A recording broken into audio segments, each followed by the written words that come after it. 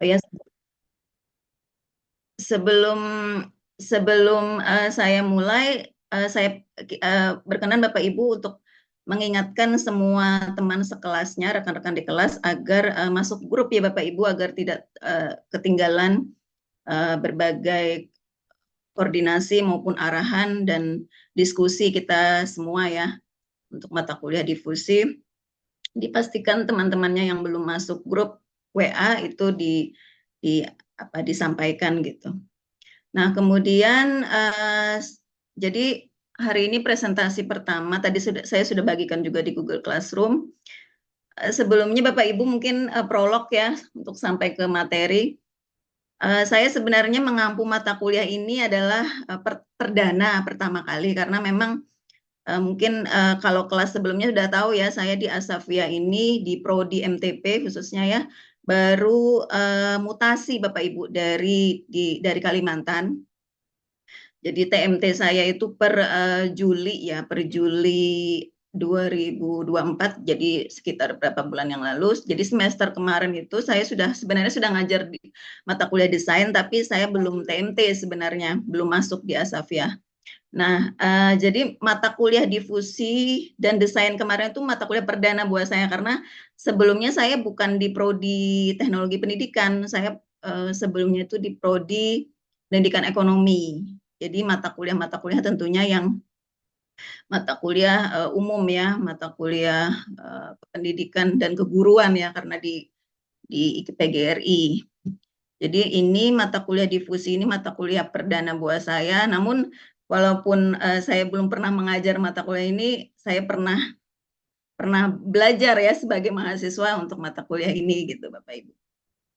Begitu mungkin itu profil singkat saya ya. Atau ada yang ingin bertanya lebih lanjut tentang profil saya karena kemarin tidak sempat memperkenalkan diri Bapak Ibu. Atau kita langsung saja ya ke materi. Ya, untuk ya mungkin 15 sampai 30 menit terakhir di pertemuan terakhir nanti saya ingin Bapak Ibu mengingatkan saya untuk kita juga berdiskusi, kita sempatkan berdiskusi untuk 12 pertemuan berikutnya, terutama yang presentasi yang terkait presentasi ada 10 kelompok itu nanti kita bicarakan di akhir pertemuan gitu Bapak Ibu. Setelah saya presentasi, kemudian kita tanya jawab, kita diskusi mengenai materi yang saya sampaikan, itu kita sisihkan waktu untuk teknis ya, bagaimana nanti Bapak Ibu menyelesaikan. Walaupun pertemuan pertama kemarin sudah sempat saya sampaikan, namun kita lebih detailnya lagi kita bahas ya, agar tidak ada yang miss gitu. Baik, saya izin share screen untuk materi presentasi.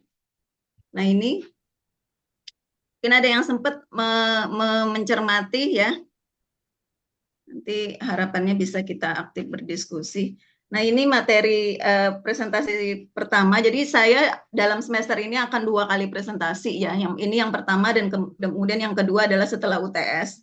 Jadi ini materi yang pertama adalah tentang konsep dasar tentunya ya kita harus pahami konsep-konsep apa yang menjadi landasan dalam kajian mata kuliah difusi inovasi. Nah, dan elemen utama apa dalam difusi inovasi. Nah, ini ya. Jadi kalau boleh prolog sedikit ya, sebelum saya menentukan main reference, jadi referensi utama yang menjadi kajian mata kuliah ini, saya berdasarkan pengalaman pribadi dulu kami membahas atau ya hampir sama ya mempresentasikan topik semua bab yang ada di buku Rogers. Nah, namun bagi saya itu sebenarnya tidak cukup ya kalau hanya sekedar mengandalkan pengalaman ya kan. Tentunya saya harus studi literatur, studi referensi dari berbagai kampus yang juga mengambil mata kuliah atau menyajikan mata kuliah difusi inovasi pendidikan. Nah, dari beberapa kampus saya melihat ternyata memang referensi utama mereka adalah buku Everett M. Rogers ini ya. Nah, tidak cukup hanya sampai di situ, kemudian saya juga studi referensi dari berbagai artikel ya, dari berbagai studi yang membahas tentang difusi inovasi, terutama dalam konteks pendidikan. Nah, ini saya menemukan ya Bapak Ibu bahwa buku difusi inovasi oleh Rogers ini memang patut juga kita untuk jadikan referensi utama kita dalam mempelajari difusi inovasi dalam pendidikan ya. Nah, ini yang referensi atau literatur pertama yang saya temukan adalah di sini ya Bapak Ibu. Nah, ini saya fokuskan literatur atau artikel-artikel yang saya temukan itu fokus pada difusi atau kajian difusi inovasi yang berada dalam domain teknologi pendidikan ya. Contoh di sini Sherry and Gibson ya. Di sini tentang alur menuju kepemimpinan guru dalam teknologi pendidikan. Ini adalah riset yang dilakukan oleh Sherry and Gibson, yang dimana dia dalam artikel tersebut menyatakan bahwa proses adopsi inovasi baru yang telah dipelajari selama lebih dari 30 tahun. Nah, jadi kajian difusi inovasi ya, ini sebenarnya sudah menjadi menjadi kajian oleh orang-orang yang concern terhadap difusi inovasi. Nah, terutama di sini dia fokus pada bagaimana kepemimpinan guru dalam teknologi pendidikan, gitu. Nah, di sini dia mengatakan ada pernyataan dia yang itu menjadi landasan kita bahwa pentingnya untuk mempelajari difusi inovasi ini, gitu ya. Nah, kemudian saya juga menemukan literatur berikutnya yang dimana di sini dinyatakan bahwa salah satu model adopsi yang paling populer dijelaskan oleh Rogers gitu ya. Dan di sini dia spesifik menyebutkan dalam bukunya difusi inovasi gitu ya. Nah, sebenarnya buku Rogers ini memperkenalkan konsepnya ya atau teorinya, teori Rogers ini mulai tahun 1962 Bapak Ibu. Nah, itu edisi pertama 62, kemudian tahun berapa ya 70 sekian, kemudian edisi ketiga itu berapa? 83 kalau tidak salah. Nah, kemudian edisi keempat. Nah, ini yang kita jadikan sumber yang sudah saya bagikan di Google Drive adalah referensi utama kita tahun 2003 yang edisi kelima, Bapak Ibu. Itu edisi yang terakhir saya temukan, saya belum tahu lagi apakah ada edisi yang terbaru ya. Nah, kemudian di sini juga di Rogers yang edisi kelima, di sini setelah saya baca bahwa sebagian besar, jadi studi kasus yang ada di buku Rogers ini, inovasi yang dibahas itu dalam buku Rogers ini adalah tentang inovasi teknologi ya, dan itu karena kan inovasi itu tidak hanya teknologi ya, ada banyak inovasi ya, inovasi kebijakan, inovasi banyak hal lah ya. Jadi nah pada kadaraullahnya ya, alhamdulillahnya yang diangkat oleh Roger di sini adalah inovasi teknologi, sehingga cukup relevan untuk kita juga jadikan main reference dalam dalam bidang kajian TP ya, dalam khususnya, namun secara ini kita difusi inovasi pendidikan.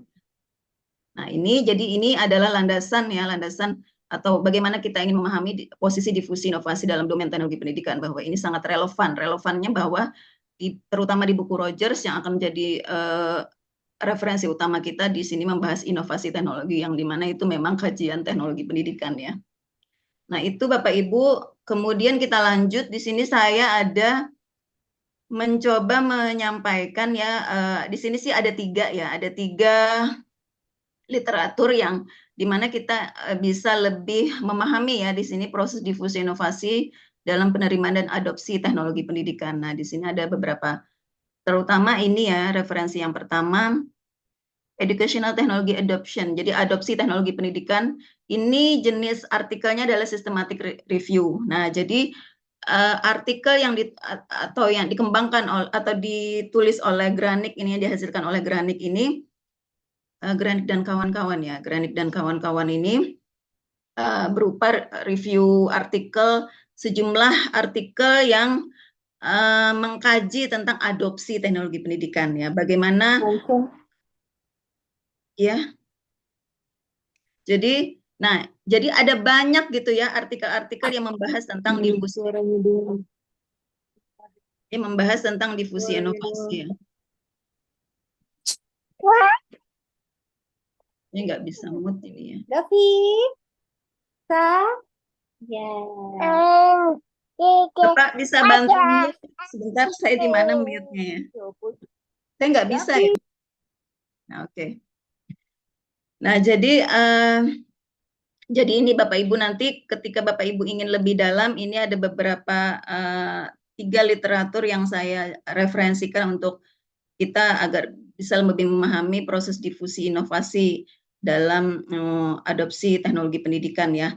Jadi ini yang kedua, proses adopsi mobile learning dalam pendidikan guru.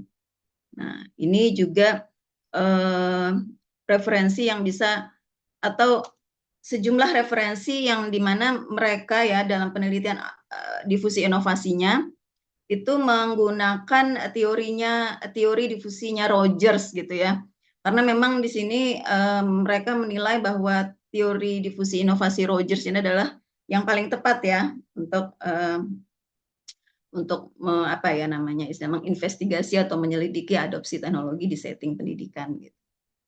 Nah, kemudian yang ketiga di sini ada investigasi adopsi sumber daya pendidikan terbuka di pendidikan tinggi. Ini juga menggunakan ini.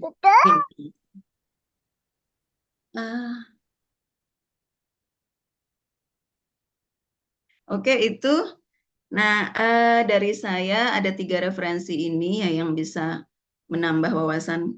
Nah, kemudian di sini, nah ini, jadi konsep dasar ya, kita harus memahami teori difus. Teorinya Rogers ini, sebelum saya masuk, bagaimana sih teori Rogers itu gitu, apa saja sih elemen utamanya? Kita ingin meyakinkan diri dulu ya bahwa memang teori Rogers ini di sini kita merujuk beberapa sumber kembali ya bahwa ini menurut Sahin ya bahwa teori inovasi difusi Rogers ini the most appropriate gitu ya, yang paling tepat gitu untuk menginvestigasi adopsi teknologi. Nah di sini dikatakan ya di apa artikelnya Sahin. Nah kemudian yang kedua, selain paling tepat ya teori difusinya Rogers ini, jadi setelah saya mengkaji beberapa referensi, saya belum menemukan teori difusi inovasi selain Rogers. Nanti Bapak Ibu ketika misalnya menemukan nih, boleh ya berbagi nanti di kelas gitu, bahwa Bu saya menemukan nih teori difusi inovasi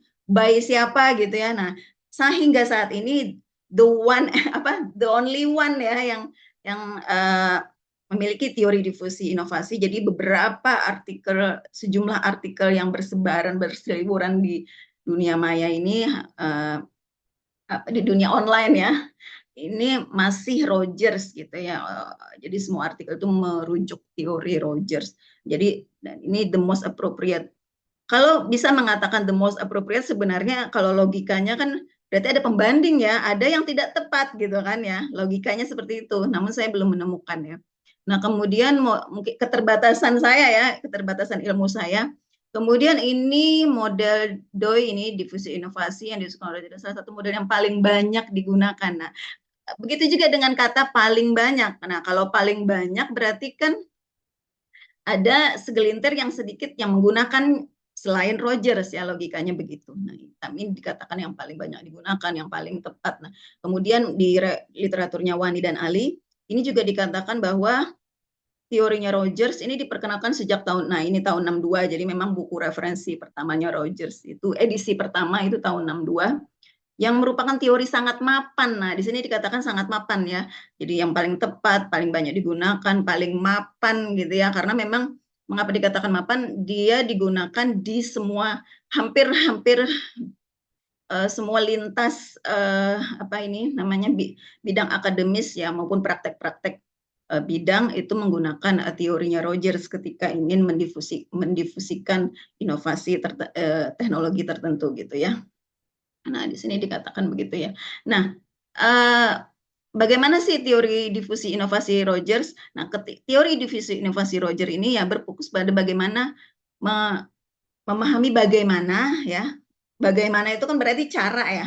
Terus kemudian mengapa. Nah, mengapa itu nanti kaitannya dengan berbagai elemen utama yang itu menjadi fokus apa satu inovasi itu didifusikan, kita harus memahami berbagai komponen atau elemen utama apa gitu ya. Jadi mengapa itu misalnya diadopsi, mengapa itu ditolak gitu ya, inovasi tersebut. Nah itu mengapa gitu, itu kita akan bahas nanti selama satu semester, selama ini pertemuan berikutnya, dan pada tingkat apa ide-ide dan teknologi itu dapat menyebar dalam suatu sistem sosial.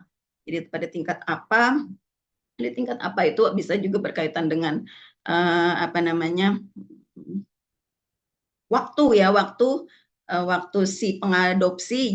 Jadi ada berbagai karakteristik adopter, yaitu terkait dengan waktu. Jadi ada tingkatan-tingkatan adopter atau pengadopsi ya.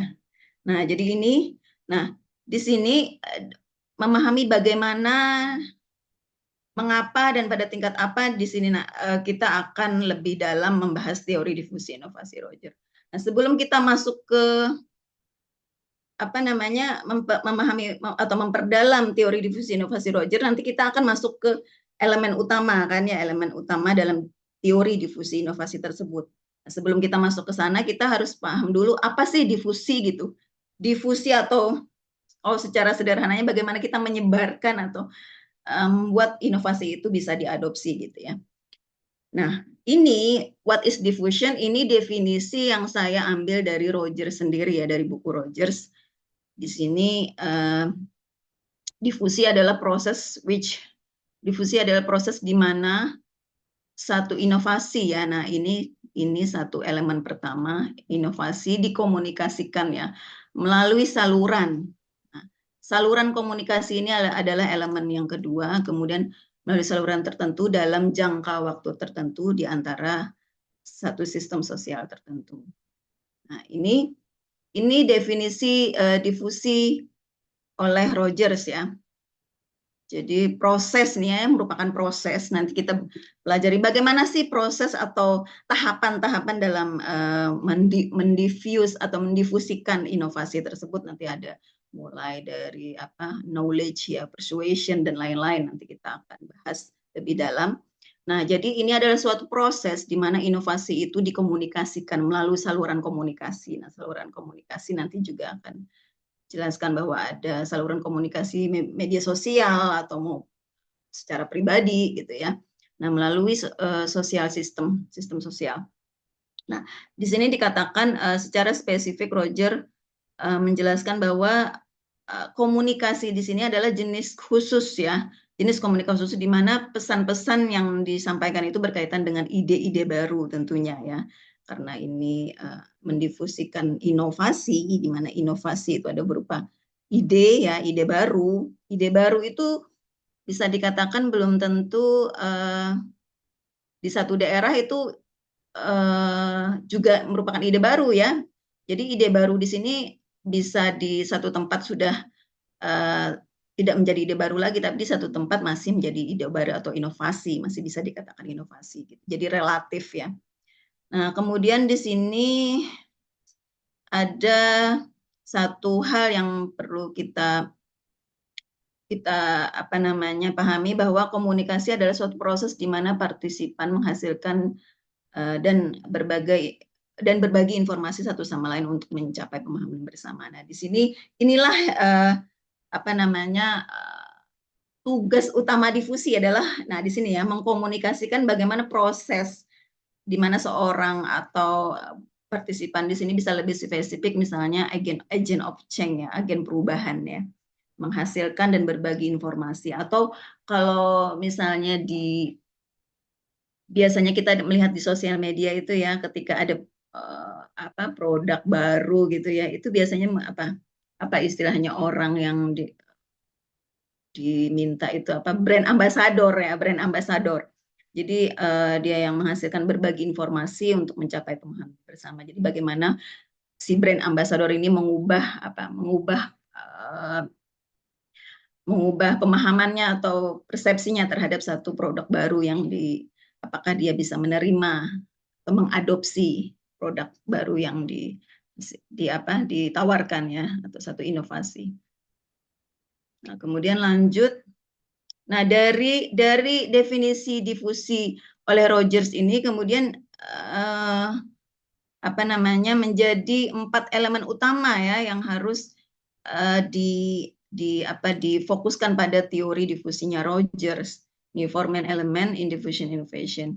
Jadi yang pertama adalah inovasi, kemudian saluran komunikasi atau communication channel, kemudian waktu dan social system. Nah ini yang pertama.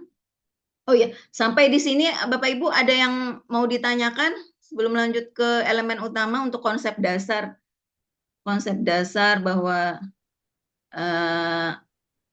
bahwa teori difusi inovasi Rogers ini. Izin Bu Sarifah, Ya, izin Bu Dokter. Ya, ya silakan Pak Hasan ya. ya. Assalamualaikum warahmatullahi wabarakatuh. Waalaikumsalam warahmatullahi wabarakatuh. Baik, bagi saya ini kayaknya memang mata kuliah yang masih sangat baru saya kenal begitu tentang difusi ya. Tuh. Eh, saya mengenal kata difusi itu kan di istilah biologi ya Bu Dokter. Ada Hmm, difusi, hmm, ada osmosis begitu. Kalau difusi itu adalah hmm, masuknya atau mengalirnya suatu zat dari hmm, konsentrasi tinggi ke konsentrasi rendah. hmm, Jadi hmm, hmm. mengalir suatu zat cair begitu dari konsentrasi yang lebih tinggi ke yang rendah gitu. Tuh. Kemudian apakah kira-kira ini agak mirip-mirip begitu Bu Dokter? Mirip-mirip ya Ah, Pak ya, karena ini dengan mata mengalirkan kuliah difusi info. begitu ya. Betul, betul. Berarti beda beda zatnya. Ini mengalirkan satu apa ya Pak, Ilmuwan penerimaan ya, ya. ya Iya, keilmuan mungkin ya. bukan keilmuan Pak, semacam apa ya, proses seorang tadi kalau di sini kan bahasanya partisipan, tapi lebih ke agent Oh, of change ya, oh, agen perubahan yang membawa apa amanah satu inovasi ini disampaikan gitu, agar tugasnya adalah agar si target atau adopter ini menerima ya, tentunya menerima atau mengadopsi inovasi yang dihasilkan. berarti ada produknya ya Bu Dokter? Tentunya, jadi inovasi di sini kan nanti selanjutnya kita akan bahas bahwa apa apa saja sih yang menjadi bisa dikatakan inovasi. Inovasi itu bisa ide-ide, kemudian juga objek atau material ya yang itu bisa produk ya. Jadi bisa software ataupun hardware, Pak. Siap Inovasi. Bu Dokter ya, terima kasih. Ya, jadi kalau saya mendengar penjelasan Bapak apa yang dimaksud dengan difusi dalam bidang biologi ya. Biologi ya. Ya, hampir mirip ya, Pak ya, memang Ya, seperti itu oke. ya definisi umumnya ya, Ya. definisi istilah. Nah, kemudian terima kasih Pak Hasan. Kalau Pak Hasan sendiri kira-kira dari yang penjelasan saya di sini ini what is diffusion, kira-kira bagaimana Pak? Ini sih dalam konteks kajian difusi inovasi ya, bahwa difusi ini adalah proses di mana inovasi itu dikomunikasikan. Nah, kalau di konteks Bapak kan proses difusi, kalau dalam biologi kan proses di mana satu zat itu ya Ya, mengalir dipindahkan, dari mengalir ya. ya dipindahkan atau mengalir dari yang lebih tinggi ke yang lebih rendah dan di situ memang butuh waktu, butuh proses gitu, tidak tidak langsung begitu saja gitu. Jadi butuh waktu memang untuk sampai ke tempat yang akan kita tuju seperti itu. Betul, jadi tidak hanya butuh waktu, Pak, tapi juga butuh intervensi kan ya. Ya, betul. Nah, butuh intervensi. Nah, di sini juga kita akan membahas tentang intervensi atau tahapan-tahapan ya, tahapan-tahapan yang harus uh, dipahami sehingga zat atau inovasi ini bisa tersampaikan gitu kan ya. Ya, ya, siap Bu Nah, Dokter, jadi siap. kemudian, nah ini, jadi konsekuensi atau apa ya, refleksi daripada definisi yang dihasilkan oleh Rogers ini menghasilkan 4 elemen utama ya, 4 elemen utama. Jadi yang pertama adalah inovasi itu sendiri. Jadi inovasi di sini dimaknai sebagai ide ya, satu ide itu bisa dikatakan inovasi ya. Ide, kemudian praktek atau kegiatan-kegiatan tertentu yang dikategorikan baru di suatu tempat itu juga bisa dikatakan satu inovasi ya. Ini bicara ide ya. Saya baru berapa bulan yang lalu ini cerita pengalaman pribadi. Jadi baru ide nih ya saya. Ini nggak apa-apa ya Bapak Ibu ya. Saya ingin cerita ide. Ya, Saya Bapak. bukan mengeluh ya. Saya bukan mengeluh, tapi maksudnya saya ingin memberikan gambaran ya bahwa satu ide itu benar-benar memang satu inovasi saya pikir, karena itu dihasilkan dari berpikir kreatif ya, inovatif gitu. Jadi begini, saya punya ide gitu ya waktu saya mengampu mata kuliah desain pembelajaran. Kemudian saya punya ide, ya saya punya ide ingin membuat buku tentang, karena saya pernah baca buku, ada dua buku ya, buku survei of instructional survei of instructional gitu ya, itu yang ditulis oleh Gustafsson ya, dan yang terbaru tahun 2015 itu ditulis oleh Brands and Dossey.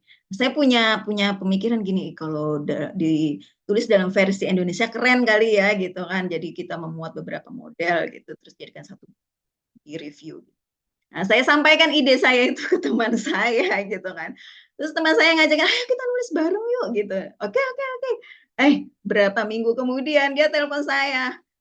Maaf ya, aku nulis sendiri katanya gitu. Wah, saya bilang, dia nulis Kecewa. sendiri karena aku ada kebutuhan ini, bla bla bla bla. Oke lah, ada Allah, saya bilang gitu, silakan tunggu. Nah itu jadi itu tuh ide, tapi ide dari saya diambil. Jadi kan ini saya garis bawahi bahwa saya tidak mengeluh, artinya itu qadarullah, itu takdir dari Allah, insya Allah yang terbaik ya saya.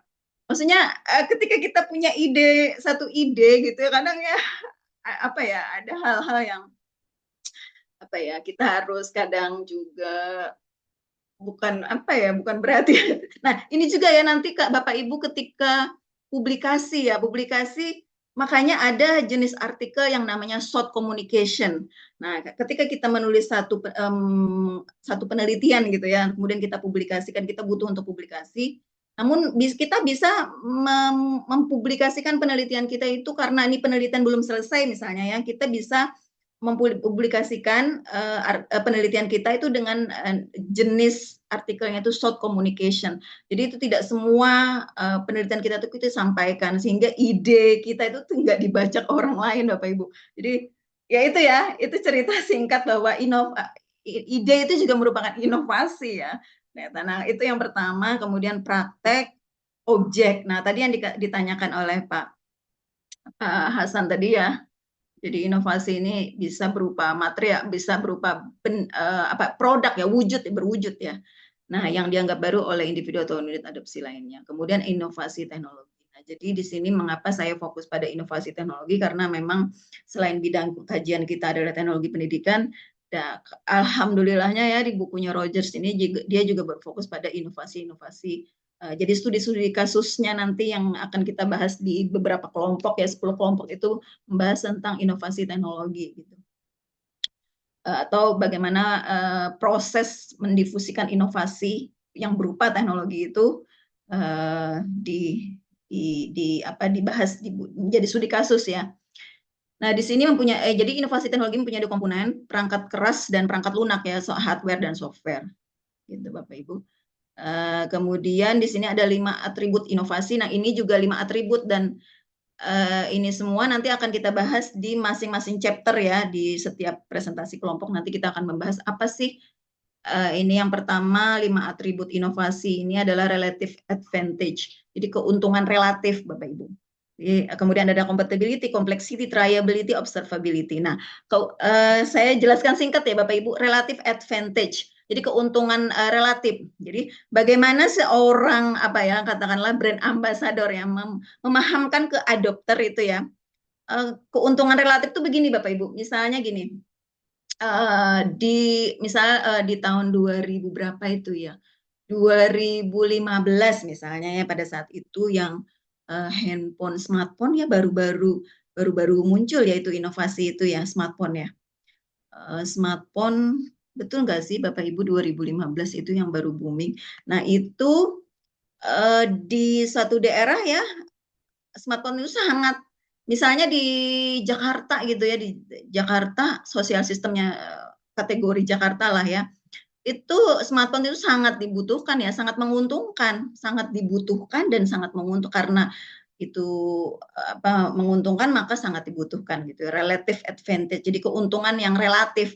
Jadi di Jakarta, di sosial sistem Jakarta itu smartphone sangat dibutuhkan karena sangat menguntungkan. Nah, berbeda halnya misalnya di daerah mana katakanlah pedesaan mana ya, atau Bali ya, pedesaan Bali gitu ya, yang di mana di sana eh, mayoritas warganya mayoritas warganya itu penduduk desanya itu adalah bertani ya, atau misalnya nelayan, yang di mana mereka tidak butuh akses untuk ke mana, ke dunia luar gitu ya. Mereka merasa smartphone itu hanya menghabiskan uang, dan juga kalau beli mahal mereka tidak butuh, mereka sehari-hari hanya bertani. Nah, itu relative advantage. Jadi keuntungannya relatif. Jadi di satu daerah ya belum apa menguntungkan gitu ya. Nah, ini relative advantage. Nah, itu harus diketahui nih oleh agent of change ini. Kemudian compatibility. Compatible ini artinya apa ya? Kecocokan, kesesuaian, bahwa teknologi inovasi teknologi yang kita akan coba difusikan ini apakah cocok atau sesuai dengan kebutuhan mereka, baik dari segala hal ya, tidak hanya dari keuntungan fungsi dari inovasi teknologi tersebut ya, tapi juga kesesuaian misalnya dari kultur budaya, kemudian tingkat ekonomi dan lain-lain ya. Atau misalnya compatibility ini ada, saya jadi teringat ada pernah dengar suku Baduy ya. Suku Baduy yang dimana mereka kan itu pernah dengar, benar nggak Bapak Ibu, yang suku Baduy itu mereka punya aturan atau adat ya, komitmen adat apa sih istilahnya, norma adat ya, norma adat yang itu mereka tidak mengadopsi teknologi atau membatasi diri dengan teknologi ya, betul ya Bapak Ibu ya. Iya, ada Baduy dalam dan luar, Bu. Kalau yang luar masih bisa pakai teknologi, tapi di dalam itu benar-benar tidak kenal sama sekali, dan kita orang luar tidak boleh membawa apa-apa kalau kita berkunjung ke Baduy dalam. Jadi Bu Aswani udah pernah ke sana ya? Enggak sih, Bu, saya seneng aja baca-baca ngeliat-liat. Oh, ya. Itu. Saya kemarin, Mirip dengan suku Sasak, juga mirip yang di Lombok, Bu. oh ya ya, suku Sasak juga saya pernah dengar ya, iya ya, katanya juga mereka gimana tuh Pak Sabirin? Kita waktu sempat kunjungan ke sana itu memang tidak ada alat alat komunikasi. Televisi cuma ada satu dan itu hanya di bagian kayak aula di bagian depan saja, dan selebihnya hanya menggunakan benar-benar produk-produk yang tempo-tempo dulu. Oh, gitu. Tapi Komunikasinya bisa itu menggunakan ya, Pak? kentongan. Bisa. Jadi kalau yang Nah, Lombok ini masih semi-semi ya, sudah. cuma cuma ada satu dan itu hanya diboleh waktu-waktu tertentu saja, nggak juga selalu apa menyala, karena kita datang ke sana karena ke komunikasi. Dan cara sampai cara ngebersihin rumah juga masih versi zaman dulu, Bu, pakai kotoran sapi. Oh, Jadi lantainya tuh dari tanah liat yang sering dipakai kotoran sapi untuk membersihkannya, jadi kayak apa ya, kayak seperti ya. semen yang digosok gitu. Oh, iya. Hmm. Kalau segi agama gimana, Pak? Kalau di sana, Pak? Katanya Muslim, cuma Hmm, ya tadi ketika kita tanya terkait dengan kebersihan aja kan masih jauh ya dari nilai-nilai kemusliman ya? keagamaan kalau di Muslim gitu. Hmm. Iya. Tapi Heeh. berada di lingkungan yang modern. Mereka itu diisolasi, tapi persis berada di lingkungan modern. Artinya mereka kampung sendiri, Mm-mm. selebihnya di sekitar mereka tuh orang-orang yang modern gitu. Kasihan. Jadi Tapi memegang bisa, teguh ya. tapi masih bisa, misalnya Bapak ke sana bisa mendokumentasikan gitu, boleh ya, Pak ya? Waktu itu masih dibolehkan. Boleh kan ya? Kalau di Baduy dalam itu kan sama sekali tidak boleh, Oh, kecuali Baduy Oh, kalau luar tuh dalam ya. boleh. Ya, oh. ya, Kalau dalam memang nggak boleh, kalau di luar boleh itu. heeh, ya. Hmm. Karena viral Nah, yang kemarin itu. Benar, jadi benar. ini menarik ya Bapak Ibu. Kita sebagai apa namanya istilahnya kalau lebih mudah agent of change itu, brand ambassador itu harus paham betul nih tentang 5 atribut inovasi ini. Kemudian complexity ini adalah kekompleksan dampak daripada mendifusikan inovasi ini. Misalnya pada saat kita mendifusikan inovasi yang kita bawa, kita usung itu adalah misalnya apa? Dia berdampak pada apa, budaya ya, budaya, kemudian agama, ya, banyak hal lah ya, kompleksitinya itu. Jadi itu yang juga harus dipertimbangkan ya ketika kita ingin mendifusikan pada satu sistem sosial tertentu. Kemudian triability, ini saya kurang ya, triability. Nah, ini kemampuan untuk dicoba. Jadi apakah inovasi ini bisa dicoba gitu. Makanya kan setiap ada apa ya, biasanya tuh launching produk baru itu kan ada testernya ya. Ada tester. Nah, ketika itu ada testernya, maka akan semakin tinggi peluang untuk diadopsi ya biasanya itu. Lebih jadi kemampuan untuk dicoba, kemudian observability, kemampuan inovasi itu bisa dilihat ya secara kasat mata gitu ya, bisa dipahami lah bisa dilihat gitu. Nah, kemudian di sini ada konsep dasar dalam inovasi adalah reinvention atau penemuan kembali. Jadi ada inovasi itu bisa dari sebenarnya sih reinvention ya. Jadi nggak ada inovasi murni atau apa ya istilahnya. Makanya saya sangat tidak setuju dengan ada istilah menciptakan ya. Kadang tuh kan, oh ini yang menciptakan ya, hak cipta gitu. Saya tuh sebenarnya kurang sesuai karena ya kita kembali lagi kita sebagai Muslim itu kan yang pemilik yang maha mencipta. Karena hanya Tuhan ya, kita ini hanya sekedar menemukan reinvention, menemukan kembali gitu, atau memodifikasi menjadi satu yang baru yang belum pernah ada. Kita sebenarnya hanya menemukan atau memodifikasi. Kalau itu yang saya pahami, yang saya yakini ya. Inovasi itu ya Bu ya. Iya, adalah sejauh mana suatu ini diubah atau diubah atau dimodifikasi oleh pengguna. Nah, ini saya sesuai gitu ya. Oke. Nah, sama dengan ini ya Bapak Ibu, mohon maaf ya saya di grup ya. Jadi saya tidak terkesan menginikan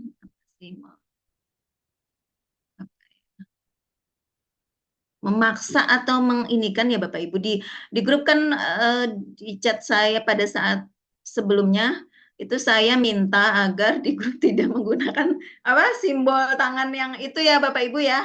Jadi karena ya itu pemahaman saya bahwa itu adalah simbol ibadah agama lain gitu. Walaupun tadi saya sempat lihat grup masih ada ya. Mungkin nggak sempat baca detail kali ya permintaan saya gitu. Tapi nggak apa-apa. Itu butuh proses ya untuk bisa mungkin sama-sama meyakini, memahami gitu apa yang coba ingin saya bagikan gitu. Kemudian 4 elemen berikut, elemen yang kedua adalah saluran komunikasi atau communication channels. Nah, ketika ini di sini saluran komunikasi ini hanya sekedar sarana ya, sarana bukan sekedar sih, ini adalah juga elemen pentingnya, bukan sekedar ini adalah elemen pentingnya. Saluran komunikasi adalah sarana penyampaian pesan dari individu ke individu lain, artinya dari agent of change ke adopter ya kalau dalam konteks ini individu, atau saya fokuskan ke agent of change. Agent of change-nya ke adopter ya. Adopter.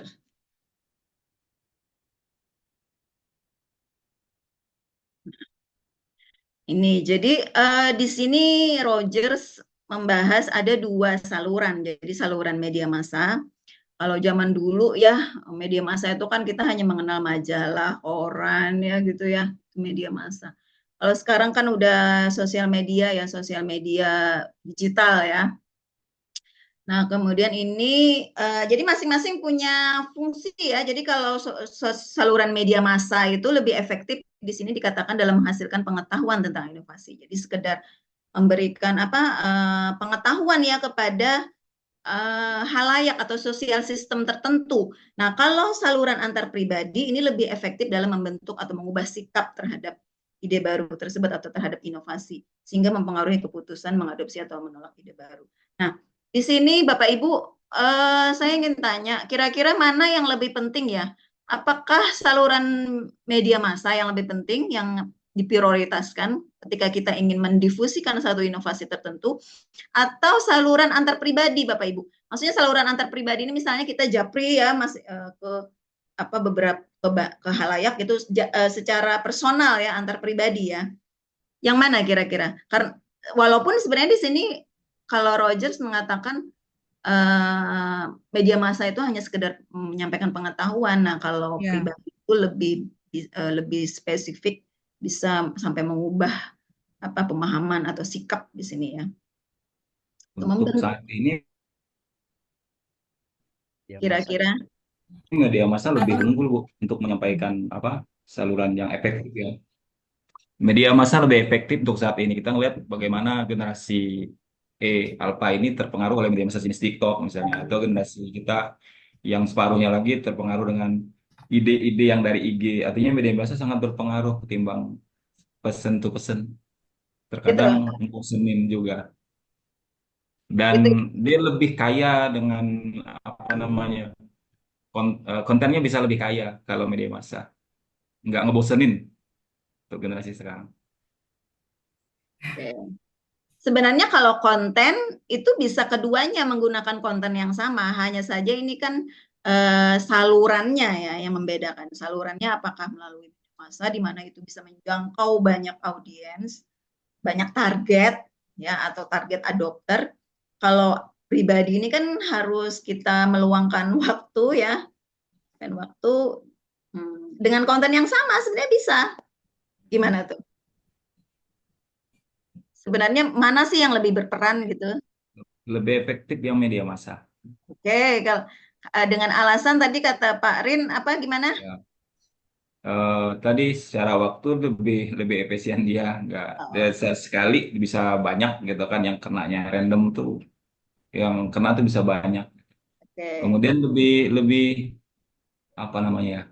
lebih kekinian aja sih konten-konten sekarang dengan model saluran media massa yang lebih menarik juga saat Oke, ini. saya ingin tanya Pak Rin, ketika Pak Rin ingin mendifusikan satu inovasi yang Pak Rin hasilkan, Pak Rin dan tim atau organisasi hasilkan, apakah Pak Rin hanya menggunakan media massa atau juga juga dengan dibarengi dengan saluran antar personal, Pak? Keduanya tentunya tergantung nanti kepada siapa audiensnya yang saya ini kan. Jadi Pak Rin, kalau dia orang-orang yang profesional biasanya lebih kepada. Kalau gimana? Kalau orang-orang profesional biasanya kalau dia orang-orang profesional yang kita tuju, tentunya lebih efektif yang pribadi, pesan to pesan gitu, datangnya langsung orang ke orang. Tapi kalau dia butuhnya untuk dilihat oleh banyak massa, tentu lebih efektif dengan sosial media. Karena kami selama ini ketika ngejual ide dengan dua hal itu, ya, lebih efektif dengan jalur pribadi kalau dia untuk orang-orang yang profesional. Tapi kalau untuk hanya memberitahukan sekilas, atau mungkin kita ingin menjangkau lebih luas untuk banyak orang yang tahu ide-ide kita, menggunakan saluran media massa. Oke, diterima ya argumennya. Baik, artinya ini memang saling melengkapi ya. Jadi tinggal kita kepekaan si agent of change gitu ya, dan memilih sehingga ada efisiensi dan efektivitas kan ya. Kapan kita menggunakan saluran media massa dengan target yang memang lebih banyak dan efisiensi. Namun kapan juga saluran personal itu penting karena mungkin dia pengambil kebijakan, maka kita harus secara personal gitu ya untuk mendifusikan atau memberikan pengetahuan, kemudian sampai membentuk materi. Nah, ini kemudian lanjut ke mayoritas individu. Jadi mayoritas, nah di sini disampaikan ya di bukunya Rogers ini, mayoritas individu mengevaluasi suatu inovasi bukan berdasarkan penelitian ilmiah para ahli, namun melalui evaluasi subjektif. Nah, di sini ya, ini yang erat kaitannya dengan saluran pribadi atau saluran personal. Karena seseorang itu, saya selesaikan ya, namun melalui evaluasi subjektif dari rekan dekat yang menjadi panutan dan perilaku inovasinya cenderung ditiru dalam sistemnya, dan telah mengadopsi dan telah mengadopsi inovasi tersebut. Nah, jadi di sini ya pentingnya saluran pribadi. Jadi ya saya juga jadi teringat brand ambassador. Brand ambassador itu kan biasanya artis atau tokoh yang diidolakan ya biasanya. Nah, di sini jadi kebanyakan orang itu ya berdasarkan risetnya Rogers ini, kebanyakan orang atau mayoritas individu di sini dikatakan itu mengadopsi satu inovasi tertentu itu berdasarkan evaluasi subjektif dia gitu ya. Ketika dia melihat tokoh idolanya mengadopsi inovasi tersebut, maka dia juga akan ikutan gitu ya. Makanya banyak ya brand ambassador yang dari tokoh-tokoh untuk mendifusikan inovasi atau produk tertentu ya ke halayak gitu. Nah itu, jadi ini padahal ya inovasi itu juga disimpan di ujung sana. Berdasarkan penelitian ilmiah itu biasanya disampaikan gitu ya bahwa misalnya mobile learning itu berdasarkan hasil riset di satu wilayah itu efektif untuk meningkatkan hasil belajar, misalnya kayak gitu-gitu ya. Jarang gitu menjadi bahan evaluasi adopter ya atau para pengadopsi, tapi mereka lebih melihat ke tokoh-tokoh yang sudah menggunakan atau misalnya. Jadi nanti kita akan juga mempelajari tentang keputusan inovasi ya. Keputusan inovasi itu jadi tidak hanya berdasarkan evaluasi subjektif sebenarnya, tapi juga berdasarkan misalnya karena kebijakan. Jadi satu organisasi atau seseorang itu mengadopsi karena satu kebijakan yang dikenakan gitu ya, misalnya kebijakan dari dinas pendidikan yang dimana kita harus menggunakan inovasi baru gitu ya. Nah itu. Nah kemudian yang kedua konsep dasar dalam saluran komunikasi terakhir adalah di bukunya Rogers itu dibahas tentang heterofili dan homofili. Nah jadi heterofili ya adalah derajat di mana dua individu atau lebih jadi ya yang berinteraksi yang punya perbedaan atribut. Jadi kalau heterofili itu berbeda, kalau homofili itu kesamaan. Nah, jadi ketika kita nih ya sebagai agent of change ingin mendifusikan inovasi tertentu, kita harus melihat nih karakteristik si adopter ini, target adopter. Apakah dia memiliki kesamaan dengan kita? Ketika di sini dikatakan ketika itu ada kesamaan atribut, maka cenderung akan lebih efektif ya komunikasi yang kita bangun gitu. Nah, jadi kita harus melihat karakter-karakter yang ada di target atau adopter. Di sini ya, adalah derajat di mana ini yang mempunyai kesamaan atribut. Kesamaan atribut di sini bisa pendidikan yang sama, status sosial yang sama ya. Itu Bapak Ibu. Nah, kemudian yang ketiga, elemen utama yang ketiga adalah waktu. Nah, ini di sini waktu terkait dengan proses difusi inovasi, innovativeness. Innovativeness ini adalah apa ya? Innovativeness adalah kemampuan untuk berinovasi ya. Innovativeness, kemampuan untuk berinovasi. Jadi selain proses difusi inovasinya ya yang membutuhkan waktu, kemudian kemampuan untuk berinovativeness. Kenapa dia masuk di waktu? Karena ini nanti terkait dengan 5 kategori pengadopsi. Jadi 5 kategori pengadopsi ini ada inovator, ada early adopter, ada early majority, ada apa ya di sini late majority atau later adopter ya, dan laggards, lamban gitu.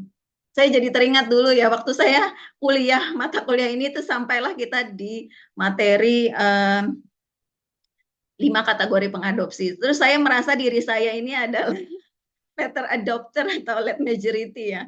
Jadi saya ingat ya waktu saya kuliah ini tahun 2015 ya Bapak Ibu ya. Pada saat itu saya baru kuliah dan teman-teman itu sudah menggunakan grup WhatsApp. Saya dulu bahkan nggak tahu ya grup WhatsApp. Jadi pada saat itu saya menggunakan itu Bapak Ibu grup BB gitu ya, BlackBerry ya zaman dulu ya. Nah, padahal saya sudah menggunakan smartphone. Jadi saya punya 2 smartphone dan BlackBerry. Cuma smartphone saya itu saya hanya gunakan untuk telepon Bapak Ibu. Ini cerita tentang ini ya, 5 kategori pengadopsi. Jadi suatu ketika, tapi teman di kelas kami itu alhamdulillahnya ya Masya Allah mereka tuh sangat pengertian gitu ya. Jadi kita di kelas itu punya 2 grup, satu grup BB, satu grup WA gitu. Jadi BB itu sebenarnya orang-orang yang ini masuk late majority, jadi seperti saya gitu ya. Nah, satu ketika gitu ya di bulan-bulan keempat, kelima kita kuliah, teman saya tuh, ngapain sih kamu? Katanya kamu punya handphone apa smartphone? Sini sini mana?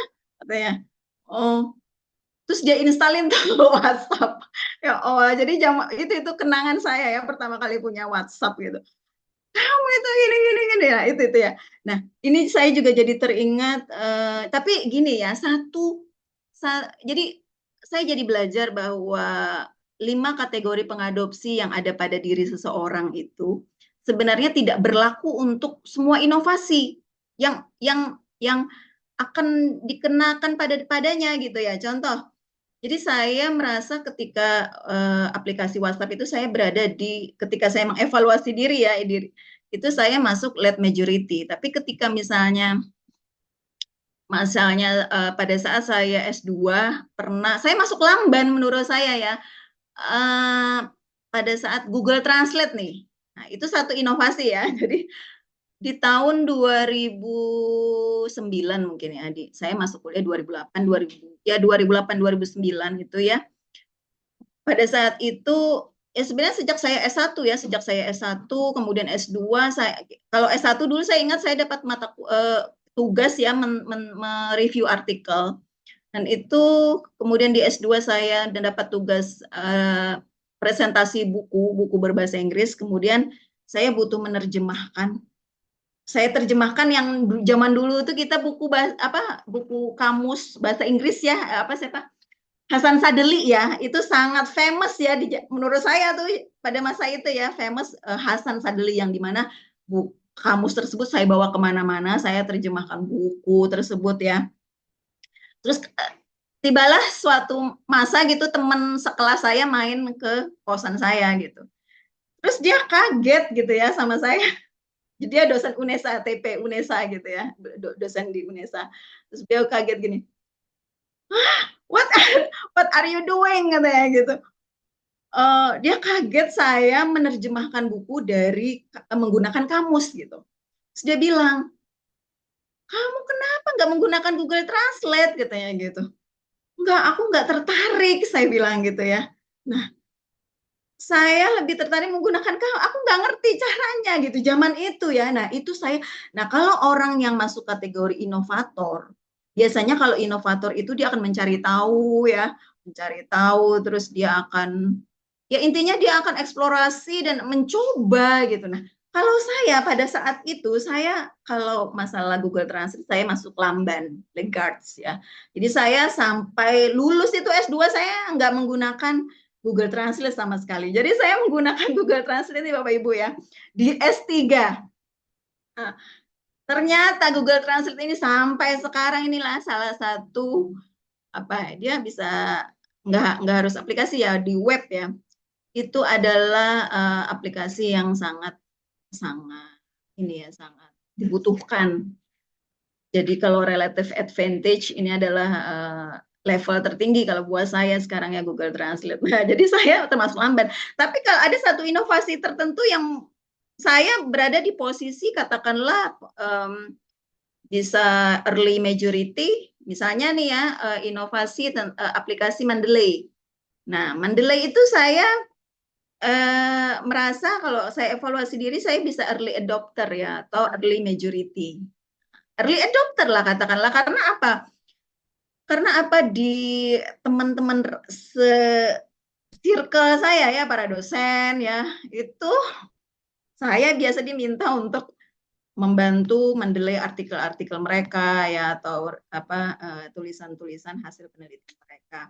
Nah, itu laporan-laporan penelitian saya biasanya bantu untuk mendelaynya. Nah, jadi kan saya kalau untuk mendelay saat ini saya bisa dikategorikan pengadopsi awal atau majority awal lah ya. Bukan bisa pengadopsi awal karena nggak mayoritas bisa di lingkungan saya gitu. Itu yang saya ini. Itu ya Bapak Ibu, ini tingkat adopsi, rate of adoption adalah kecepatan relatif suatu inovasi diambil oleh suatu anggota sistem sosial. Oke, nanti kita akan, kalau rate adoption ini nanti ada kurva S ya. Kalau Bapak Ibu, kita akan bahas nanti di presentasi kelompok. Nah, kemudian yang terakhir ya, terkait dengan sistem sosial. Di sini sistem sosial adalah seperangkat unit yang saling terkait. Bapak Ibu, mohon maaf kalau misalnya ada yang ingin bertanya, silakan langsung ini aja ya. Tidak perlu kita luangkan waktu, jadi kita bisa masih hangat membahasnya gitu. Nah, kemudian ini sistem sosial adalah seperangkat unit yang saling terkait yang terlibat dalam pemecahan masalah bersama untuk mencapai tujuan bersama. Jadi sistem sosial di sini itu bisa dikatakan satu organisasi atau masyarakat ya tertentu gitu, yang dimana mereka ada kesamaan tujuan ya.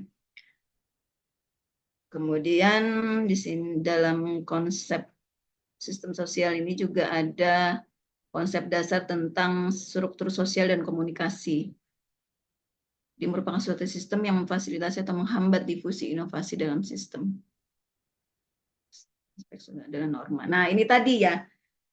Jadi struktur sosial ya itu berupa norma ya, seperti tadi yang kita bahas di suku Baduy ya, atau di Lombok itu ya, suku Sasak ya. Jadi ada struktur sosial yang itu menghambat inovasi tersebut diadopsi. Beberapa inovasi diadopsi adalah norma, norma adat ya, budaya ya, dan pola perilaku yang tepat bagi anggota suatu sistem sosial tertentu. Ini ya. Kemudian kepemimpinan opini adalah sejauh mana individu mampu mempengaruhi secara informal sikap atau perilaku. Oke, kemudian agent of change. Nah, ini konsep dasar yang ada di sistem sosial. Jadi ada agen perubahan. Jadi agen perubahan ini yang bertugas untuk mendifusikan ya. Inovasi adalah individu yang berupaya mempengaruhi keputusan inovasi klien ke arah yang diinginkan oleh lembaga. Oke, Bapak Ibu, nah ini sejumlah referensi, ada 4, ada 8. Ada 8 referensi yang saya hasilkan, saya jadikan untuk materi presentasi pada siang hari ini. Nah, sampai sini kira-kira bagaimana Bapak Ibu? Kita ada waktu setengah jam lagi ya. Gimana? Ini yang hadir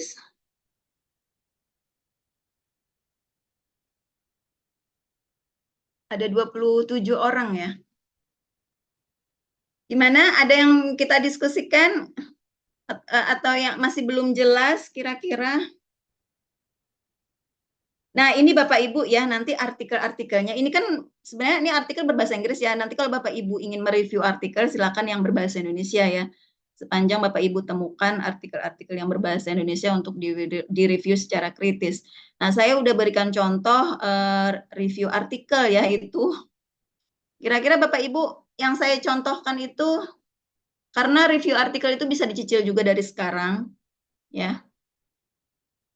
Atau kalau memang sudah tidak ada lagi pertanyaan tentang apa yang saya sampaikan, karena nanti pendalamannya memang pada saat kita presentasi kelompok ya, karena secara spesifik itu dibahas oleh masing-masing kelompok ya. Apa yang saya sampaikan ini sebenarnya nanti akan ada di pembahasan. Ini kan hanya konsep dasar ya yang akan menjadi pembahasan di materi-materi kelompok berikutnya. Nah, jadi boleh nanya Bu Dokter? Nah, ini contoh, ini tadi saya terlewat ya, proses pengambilan keputusan inovasi. Jadi waktu itu juga berkaitan dengan tadi kan proses difusi inovasi. Jadi proses pengambilan keputusan inovasi. Jadi ada mulai dari pengetahuan tadi yang melalui saluran media itu kan kita memberikan pengetahuan pertama nih kepada si calon adopter ya, calon pengguna ya. Kemudian persuasi, bagaimana kita membentuk sikap ya, sikap si target atau klien. Kemudian lanjut setelah dipersuasi, kemudian kita masuk ke tahapan keputusan. Jadi bagaimana keputusan si klien, apakah dia mengadopsi atau menolak, kemudian diimplementasikan, dan konfirmasi. Konfirmasi ini biasanya berupa apakah ternyata inovasi tersebut bisa dilanjutkan atau dihentikan ya. Gitu. Gimana? Tadi siapa? Ada yang mau bertanya? Oh, saya Bu Dokter. Ini terkait dengan kategori pengadopsi inovasi. Kan tadi ada suku di Indonesia yang misalnya tadi memang dia nggak menginginkan inovasi itu masuk ke dalam ranah wilayah mereka. Atau mungkin saya mencontohkan pada diri saya pribadi.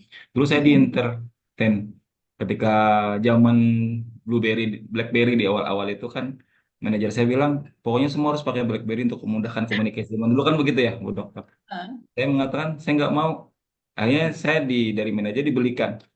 Besoknya nyampe, besoknya saya kembalikan lagi di mall tempat belanja itu. Saya butuh dengan ini, saya pengennya face to face. Kamu datang saja, ngasih tahu informasi terkait dengan jadwal saya, udah selesai gitu. Kalau kalau tipe yang begini masuknya kemana dari 5 ini? Dia memang menyengaja untuk tidak apa namanya, tidak menginginkan untuk mengadopsi itu. Hmm. Tapi berapa lama itu proses penolakan itu, Pak? Itu kan dilihat lagi rentang Sampai waktunya. habis musim BlackBerry, saya memang nggak punya BlackBerry. Ya kalau sampai orang udah nggak pakai berarti Bapak nggak lamban ya. Bisa Tapi kategori saya udah mengakui itu. mengadopsi. Istri saya pakai BlackBerry, semua pakai BlackBerry waktu itu. Tapi saya memang tidak menginginkan itu karena menurut saya waktu itu di dunia entertain kan eh, terlalu banyak pesan-pesan masuk gitu kan, macam-macam pesan masuk. Maka saya membatasi diri dengan dunia telekomunikasi waktu itu. Itu Ya, jadi tapi kan Pak Sabirin kan tidak semua inovasi begitu kan? Maksudnya tidak hanya waktu itu hanya itu. nah, itu tadi yang saya sampaikan. Saya juga pernah di posisi yang lamban, pernah di mayoritas awal, pernah juga di late majority. Jadi, Itu eh, masuk di mana tuh? Kalau Bu Dokter tadi misalnya, saya nggak mau gitu kan sampai S2 saya nggak tetap nggak mau pakai Google Translate gitu. ya. Tapi pada saat S3 saya, jadi panjang nih saya, jadi masuk lamban ya. Kalau Bapak berarti Masih untuk bang. S3 saya baru, dan sampai sekarang saya sangat butuh itu yang namanya Google Translate. Gitu. Nah, contoh Artinya kayak, gimana? dia kan dengan sadar mengatakan untuk tidak itu Nah, dan sampai habis masanya tetap pada penolakan itu kan gitu kan mungkin juga dialami nanti oleh suku apa namanya Baduy dalam mungkin gitu kan itu apakah dia masuk kategori yang 5 ini atau memang dia pengecualian sendiri ada ya, teori kalau tersendiri. sama sekali tidak mengadopsi berarti tidak masuk kategori, berarti dia bukan pengadopsi, Pak. Mm-mm. Ya kan ini kan kategori pengadopsi, yang mengadopsi. Kalau dia tidak mengadopsi berarti dia ya nggak masuk kategori ini, Ya, ya ada kan? benar-benar. Oke gitu ya. Jadi sebenarnya gini ya Bapak Ibu, kalau kita memaknai ya proses kita mengadopsi satu inovasi tertentu. Contoh nih ya saat ini saya ada belajar tentang beberapa aplikasi reference manager tool. Jadi kayak misalnya Mendeley, Zotero, ada EndNote gitu ya. Nah saya pernah nih ya beralih, coba sih kata teman saya Zotero itu lebih menjanjikan, fitur-fiturnya lebih apa ya namanya atraktif, komunikatif. Jadi saya kemudian mencoba gitu ya. Ternyata saya nggak mampu gitu. Zotero itu menurut saya nih rumit gitu. Karena saya terbiasa Mendeley, saya sangat lincah kalau Mendeley gitu ya. Nah, kalau Zotero saya nggak bisa. Nah, jadi kadang satu inovasi tertentu kita nggak jadi seseorang itu nggak bisa dikategorikan apa ya secara konsisten atau kaku ya bahwa nih orang nih mengadopsi awal gitu. Tapi kita sebagai agent of change juga melihat secara umum ya nih orang masuk kategori mana gitu. Pada walaupun ya meskipun dengan catatan bahwa tidak semua inovasi itu berlaku padanya apa maksudnya kategori ini gitu ya. Paham nggak sih? Jadi saya nih saat ini bisa dikatakan bisa pengadopsi awal untuk Mendeley, tapi untuk Zotero saya bisa dikatakan mungkin mayoritas saya bahkan nggak mengadopsi gitu. Nah itu ya, jadi kita sebagai agent of change harus peka gitu ya untuk inovasi ini kira-kira si klien ini target adopter ini masuk kategori yang mana gitu ya, sehingga nanti treatmentnya akan berbeda. Gitu Bapak Ibu. Ada lagi kira-kira? Kalau tidak ada ya saya ingin ada lagi? Cukup ya? Bu Asfani, cukup kita masuk ke ini pembahasan. Siap, Ibu. Oke, terima kasih. Baik, kita akhiri untuk presentasi. Saya akhiri untuk presentasi materi ya, materi pertama tentang konsep dasar dan empat elemen utama. Nah, 4 elemen utama inilah yang nanti jadi fokus kita ya untuk memahami ya difusi inovasi. Nah, selanjutnya untuk pertemuan ketiga ya, pertemuan ketiga itu kan presentasi kelompok pertama. Saya stop share dulu deh ini ya. Stop share. Kemudian saya izin share screen untuk RPS ya.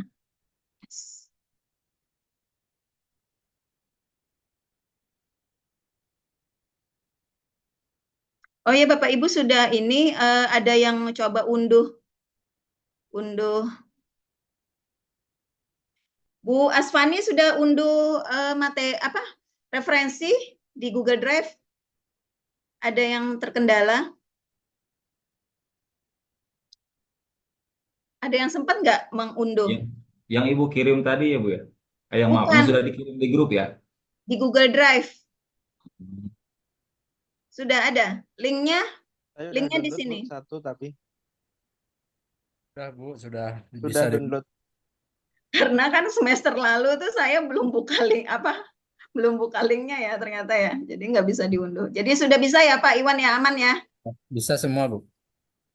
Jadi gimana? Coba Pak Iwan yang sudah mengunduh, terus apa komentar atau kesannya gitu?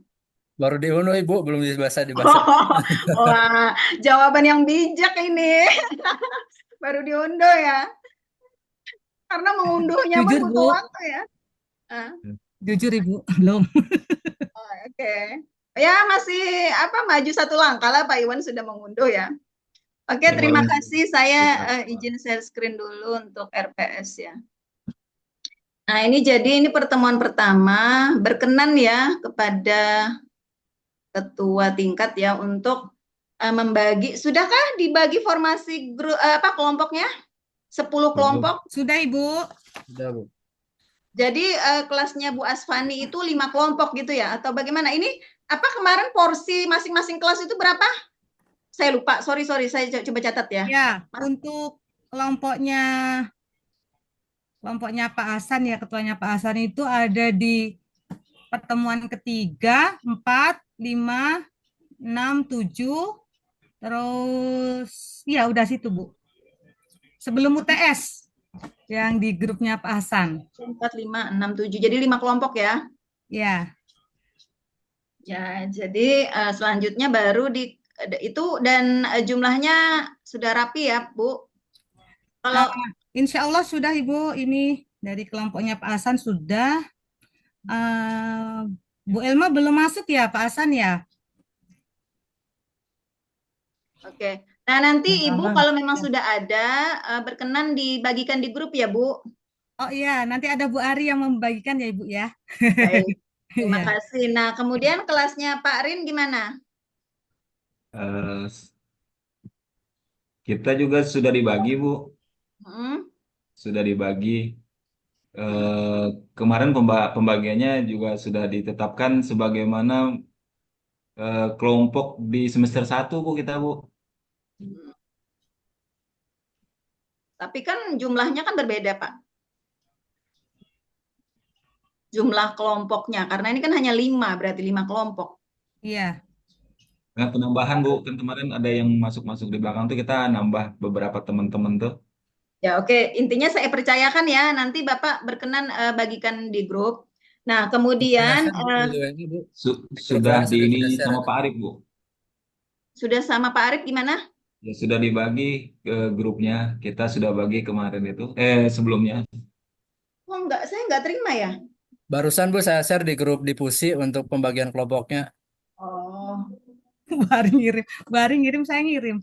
Oh iya, ini barusan saya masuk ya. Oke, nanti saya buat warna Asani. Benar, saya udah dihapus Bu Ari. Nah, untuk kelompok sudah fix ya. Nah, saya ingin review untuk memastikan jadi luar, katakanlah luaran ya. Luaran untuk tugas kelompok ini ada 3. Apa saja Pak Iwan? Yang pertama,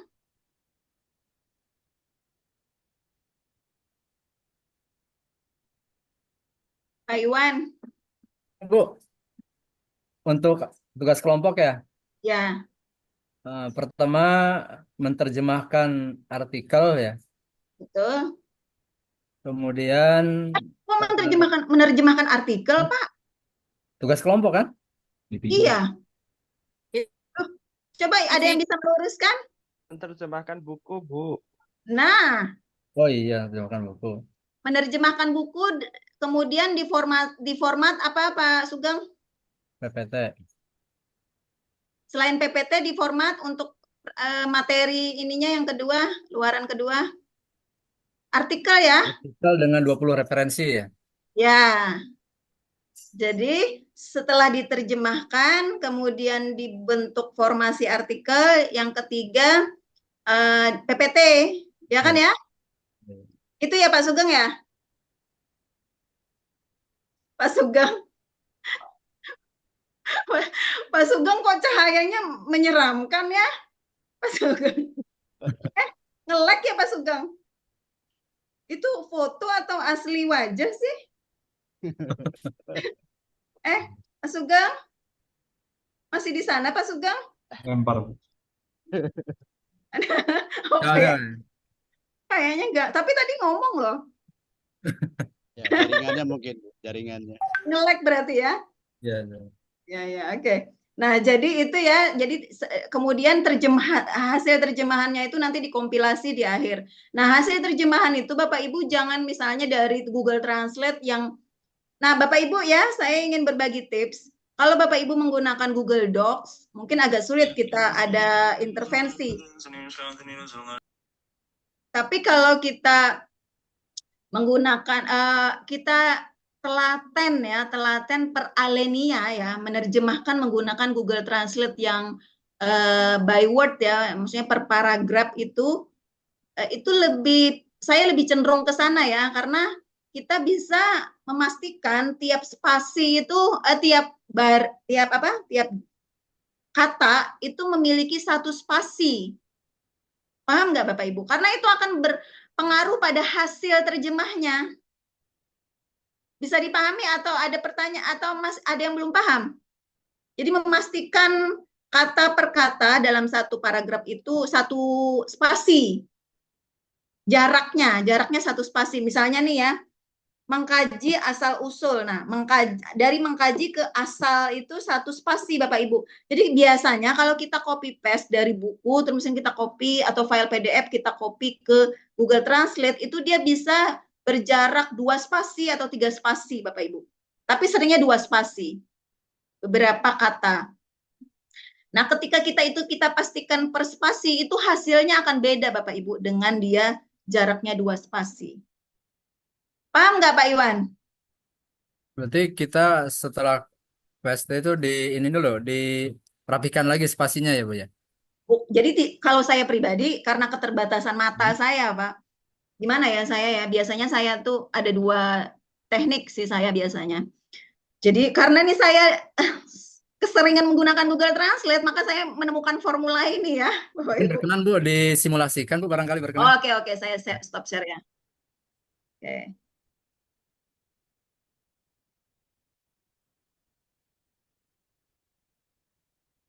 Oke, saya buka buku dulu ya, buka buku.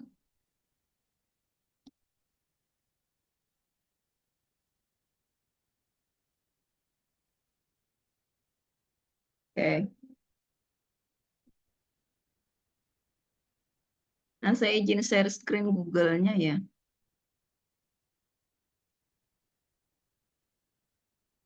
Nah, ini sudah tampak ya Google. Nah, kemudian kita copy dulu nih satu alinea. Kalau saya cenderung memang kita butuh waktu Bapak Ibu. Tapi ini lebih cepat ketimbang saya menggunakan kamus Hasan Sadili ya zaman dulu. Jadi saya S1, S2 itu menggunakan kamus Bapak Ibu. Mana-mana saya bawa tuh satu semester saya bawa buku kamus itu. Nah, kemudian kita paste di sini. Ya kan ya. Nah, teknik yang pertama ini kursor ya. Kalau saya sih terbiasa menggunakan mouse, tapi yang nggak pakai mouse juga bisa. Jadi ini Pak, kita pastikan ujung kata ini, ujung per baris itu ketika kita klik pelan ini dia ada spasinya. Nah, kemudian ini ya, ini perhatikan Bapak Ibu ya. Nah, independen ini kan dia nempel di huruf T, maka kita harus delete. Nah, baru kita turunkan. Nah, ini jadi ada beberapa yang dia 2 spasi. Nah, ini ya. Nih, kayak gini ini harus dia. Nah, ini berarti aman, ini aman. Nah, ini dia harus minta di delete. Nah, itu berarti 2 spasi. Itu cara yang pertama. Bisa dipahami nggak cara pertama tadi? Maksud dengan kata delete tadi gimana maksudnya, Bu? Delete itu mengurangi spasi, dikurangi 1 spasi. Dia itu jaraknya 2 spasi. Dihapus 1 spasi, delete 1 spasi. Supaya pemaknaannya jadi nyambung, Bu ya? Iya, betul. Jadi hasil terjemahnya itu halus. Oh, iya. Paham Tadi ya? indikator ini Bu nempel ya Bu ya kalau yang 2 spasi tadi ya? Betul Kalau nggak, Bu? kalau 2 Bisa, Kursornya. hasil penerjemahannya ya, kalau 2 bisa. spasi dia nempel. Nah, itu Nah, cara iya. teknik yang pertama. Yang kedua, kalau saya dulu sebelum saya ketemu teknik ini, saya biasanya tuh manual gini. Jadi ini, nah ini kan off nih annya.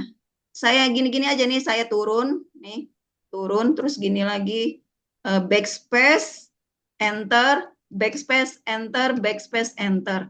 Jadi itu akan terlihat mana yang 1 spasi, mana yang 2. Jadi pernah nih saya ya join artikel dengan teman saya, terus kita kerja bareng satu tempat, satu waktu. Terus dia lihat kelakuan saya gini-gini, kamu ngapain sih cetak-cetik katanya gitu. Ya ini saya ingin memastikan hasil terjemah saya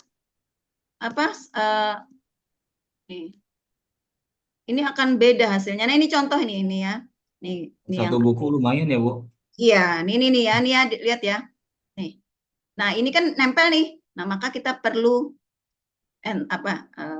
enter ya. Nah, ini akan beda kalimatnya ketika kita pastikan 1 spasi. Ini sekedar saran saja ya. Tapi kalau saya nggak telaten, udahlah main ini aja. Nanti tinggal betulkan ketika misalnya membaca atau menuliskan ulang di hasil terjemahan Bapak Ibu ya monggo. Tapi kalau saya pribadi prefer begini karena kita nggak perlu secara manual lagi membaca. Kita cukup di sini salin udah pindahkan ke. Nah, ini akan berbeda nih hasilnya nih ya contoh nih ya. Ini dari waktu ke waktu dan itu inovator. Ya, ini ada di mana ini? Coba ya, itu inovator. Nah, ini nih perhatikan ya. Dari waktu ke waktu dan itu inovator memiliki ini ketika kita akan berbedakah? Nah, berbeda kan? Dari waktu ke waktu dan inovator memiliki status. Tadi kan dan itu inovator kan tadi kan? Nah, akan berbeda hasilnya. Jadi ini penemuan saya ya, formula untuk menghasilkan terjemah yang rapi, secara tata bahasa. Gitu. Kadang kan orang gini ya, aduh pakai Google Translate juga acak-acakan ya karena kata jarak spasi antar kata itu ada yang 2 spasi Bapak Ibu atau ada kata yang dempet kadang-kadang ya. Jadi pengalaman saya menerjemahkan menerjemahkan menggunakan Google Translate ketika dari buku itu nggak dempet Bapak Ibu katanya, tapi ketika kita pindahkan ke Google Translate dia jadi dempet katanya itu. Paham nggak? Nah, jadi proses kita memindahkan itu menjadikan itu dempet kata. Nah, itu berdampak pada hasil terjemah. Gitu ya. Bagaimana Pak Iwan komennya? Rekomen atau wasting time, Bu? Inspiratif. Hah? Gimana? Gimana Pak Iwan? Iya inspiratif Bu, insya Allah kita emang Nah, beberapa ya. pengalaman begitu Bu. Jadi ketika terjemahan itu sepertinya nggak nyambung gitu, mungkin ya tadi. Ya kan, itu yang pertama Pak. Yang kedua nih, manfaat daripada teknik saya tadi ya. Yang kedua adalah kita akan lebih memiliki pemahaman mendalam ya, lebih ya. Maksudnya walaupun kita manual bisa aja memiliki pemahaman, tapi ketika kita detail ya, itu kita akan lebih memahami secara mendalam karena kita kadang juga kita membaca gitu ya. Itu juga akan melatih menambah vocabulary atau perbendaharaan kata kita. Kita akan tahu ketika itu dempet, Pak. Kalau kita nggak ngerti kata, itu kita susah loh. Misalnya nih ya, ketika dempet ini. Nih, kalau intelektual masih paham ya. Tapi ada beberapa yang kita mungkin susah membedakan ini dempet apa enggak sih, ini satu kata ini dempet atau tidak. Nah, itu melatih kita ya untuk vocabulary kita akan bertambah gitu. Itu sih, ini pengalaman saya dengan Google Translate, ini recommended. Jadi saya sekarang sudah mengadopsi ini Google Translate. Oke, udah saya stop. Ada yang bertanya? Pak Bu Asfani gimana? Saya satu orang lagi. Mohon izin bertanya, Bu. Ya. Ayo, Ya. monggo yang mau bertanya Bapak Ibu. Ya, saya. Saya aja udah ngelihat ini udah pada ngebul, Bu. Gimana?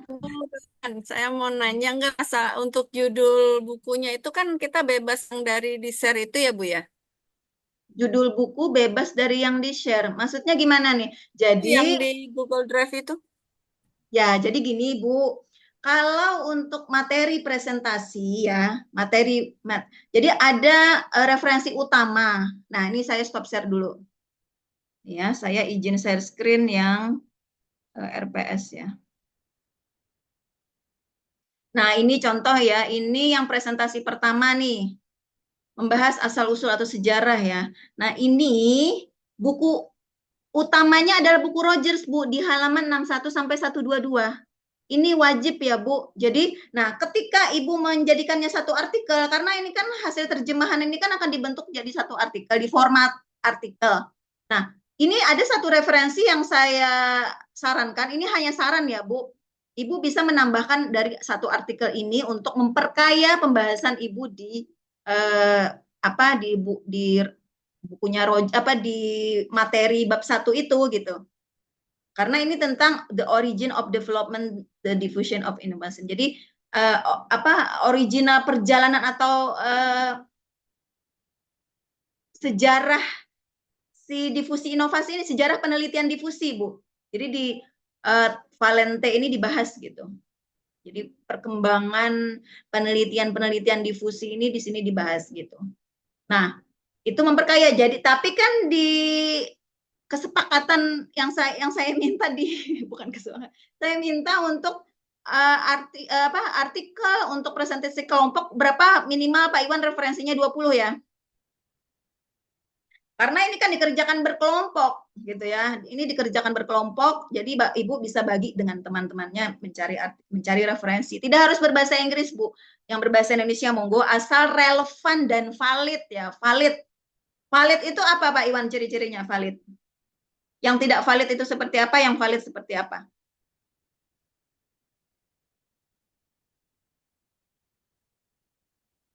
Siapa yang bisa membedakan referensi yang valid dan tidak valid? Ada? Kemarin sudah saya singgung. Sumber ini Bu, sumber website ya. Kalau pakai Blogger, validasinya kurang. Kalau website-nya itu bisa dikatakan valid gitu. Sumber akses. Saya belum paham nih, Pak Ayat mau. Jadi yang valid itu dari mana, yang tidak valid dari mana? Ya, artinya kalau kita ambil sumber itu dari blog, itu hanya sebatas tambahan kita. Kalau yang dari web langsung. Sebentar nih ya, kita telaah nih kalimatnya Pak Ayat. Kalau dari web langsung itu valid gitu kan? Ya. Pak, Blogger itu juga dari web. Blogger itu di web juga tempatnya. Tapi yang membedakan ketika web itu memuat jurnal ilmiah ya yang berisi artikel-artikel. Nah, itu sumbernya valid. Karena apa bedanya? Blogger itu tidak ada yang memvalidasi Bapak Ibu. Nah, kalau artikel dari jurnal itu tuh ada yang memvalidasi. Kalau artikel misalnya, artikel jurnal ilmiah ya, itu ada reviewer, ada editor, ya kan ya. Jadi resmi itu dipublikasikan. Nah, kalau blogger dia nggak ada yang mempublikasikan, dia sendiri yang bikin blog-blog gitu kan ya. Bisa membedakan ya Pak Ayat? Jadi semua bisa dari web Pak. Jurnal sekarang kan harus berbasis web ya, berbasis online gitu. Itu ya Pak Hayat ya. Dan yang lain, ada lagi yang belum paham? Nah, saya ingin tanya Bu Novana. Bu Novana sudah bisa membedakan kan? Sumber referensi yang valid dengan yang tidak valid? Sudah Bu, saya melihat ini tadi dilihat di bawah itu RPS-nya itu ternyata ada memang penjelasannya. Saya kan bagian Bu, iya. Oke, nah kalau ada tinggal diperdetail ya, membacanya didetailkan lagi.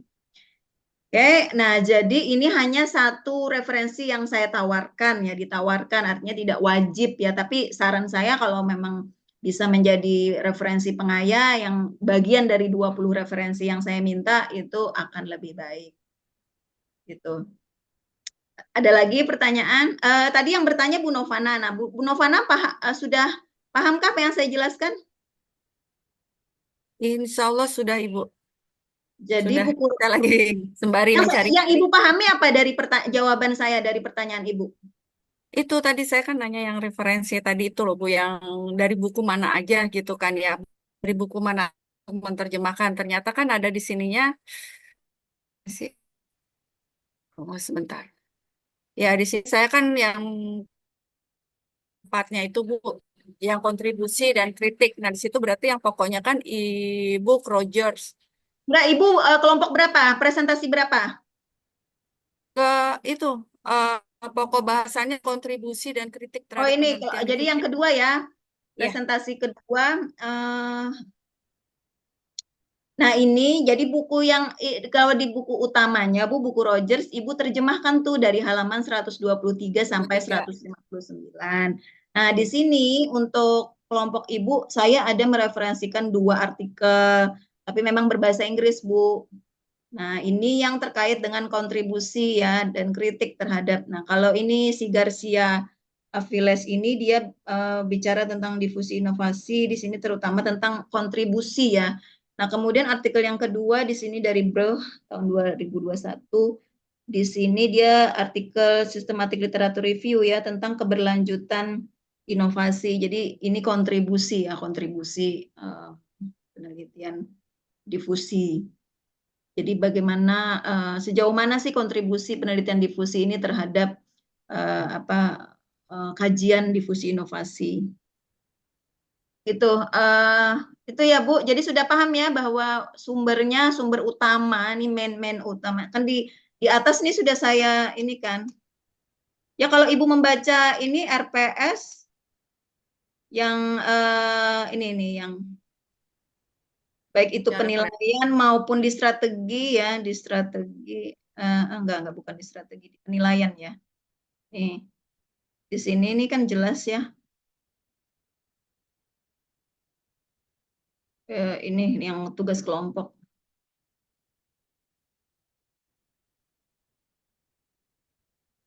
Ada nggak sih di penilaian ini saya bilang Rogers? Oh, nggak ada ya.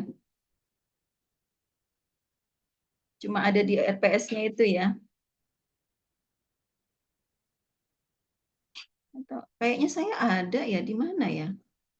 Berarti cuma di RPS ya. Iya, berarti cuma di RPS. Kayaknya sih ada ya. Yang mengatakan untuk kelompok itu menggunakan buku Rogers gitu. Oke deh. Nah, ini di sini nih daftar buku nih. Yang utama ini, Bu. Jadi ada sejumlah yang pendukung. Ya. Jadi yang utama ini yang diterjemahkan sehingga nanti di akhir itu akan kita kompilasi, dikumpulkan gitu. Gitu ya? Ada lagi pertanyaan? Sudah lewat ya waktunya ya. Baik. Satu penutup mungkin? Kalau tidak ada kita akhiri. Baik ya, terima kasih semuanya. Semoga dimudahkan untuk presentasi pertama. Presentasi pertama siapa?